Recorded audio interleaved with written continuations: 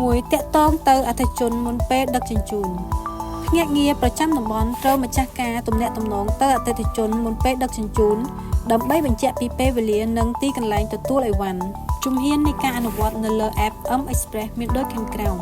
ជំហានទី1ចូលទៅកាន់ App M Express ជ្រើសរើសមុខងារដឹកជញ្ជូន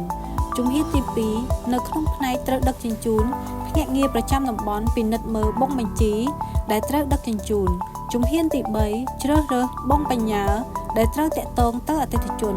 ជំហានទី4ពិនិត្យព័ត៌មានរបស់អតិថិជនជ្រើសរើសហៅទូរស័ព្ទដើម្បីតាក់ទងទៅអតិថិជនជ្រើសរើសផ្ញើសារដើម្បីផ្ញើព័ត៌មានទទួលអីវ៉ាន់ទៅកាន់អតិថិជនមាន3ករណីអាចកើតឡើងករណីទី1អតិថិជនលើកទូរស័ព្ទនិងយល់ព្រមទទួលអីវ៉ាន់ភ្នាក់ងារប្រចាំតំបន់បញ្ជាក់ពីពេលវេលាទទួលអីវ៉ាន់ជាមួយអតិថិជនគំរូនៃការសន្ទនាជំរាបសួរបងប្រុសបងស្រីខ្ញុំជាភ្នាក់ងារប្រចាំតំបន់របស់ក្រុមហ៊ុន Medphone Express បងមានអីវ៉ាន់ផ្ញើមកពីដែលមានខ្លឹមសារគឺបងប្រុសបងស្រីមេត្តាមកទទួលអីវ៉ាន់នៅ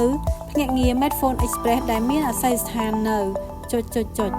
ភ្នាក់ងារប្រចាំតំបន់ត្រូវអានអាស័យដ្ឋានឲ្យបានច្បាស់លាស់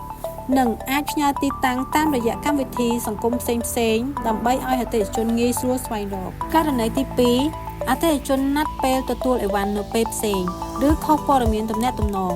ភ្នាក់ងារប្រចាំតំបន់អនុវត្តនៅលើ App ដូចខាងក្រោមជំហានទី1ជ្រើសរើសអាប់ដេតស្ថានភាព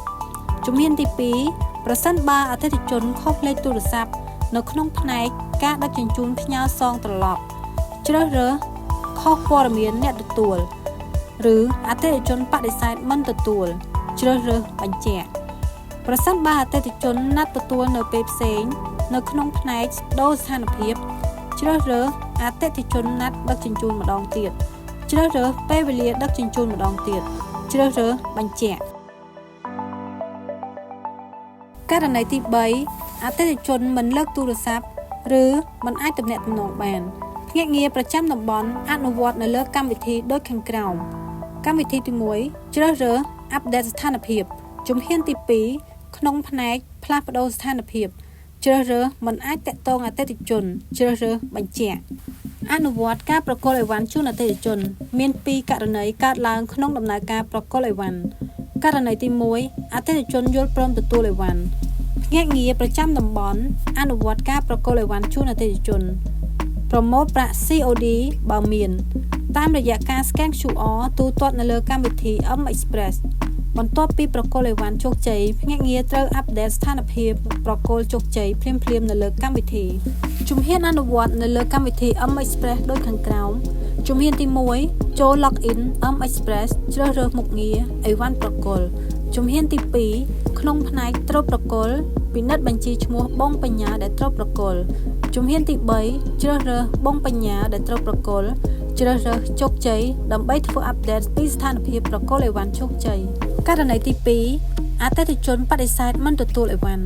ភ្នាក់ងារប្រចាំតំបន់អាប់ដេតស្ថានភាពអតិថិជនបដិសេធមិនទទួល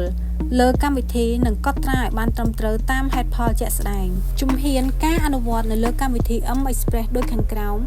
ជំហានទី1ចូល login M Express ជ្រើសរើសមុខងារអីវ៉ាន់ប្រគល់ជំហានទី2ក្នុងផ្នែកត្រូវប្រគល់ជ្រើសរើសបងបញ្ញាដែលប្រគល់មិនជោគជ័យជំហានទី3ជ្រើសរើសអាប់ដេតស្ថានភាពអាប់ដេតហេតុផលដែលប្រគល់អីវ៉ាន់មិនជោគជ័យតាមជាក់ស្ដែងជ្រើសរើសបញ្ជាក់កត់សម្គាល់ក្នុងដំណើរការប្រគល់អីវ៉ាន់ប្រសិនបើអីវ៉ាន់មានសញ្ញាបែកបាក់ខូចខាតឬខ្វះខាតភ្នាក់ងារត្រូវថតវីដេអូថតរូបជាក់ស្ដែងនិងរាយការណ៍ភ្លាមៗទៅកាន់ប្រធានសាខានៅក្នុងតំបន់ដើម្បីទទួលបានការដោះស្រាយទាន់ពេលវេលា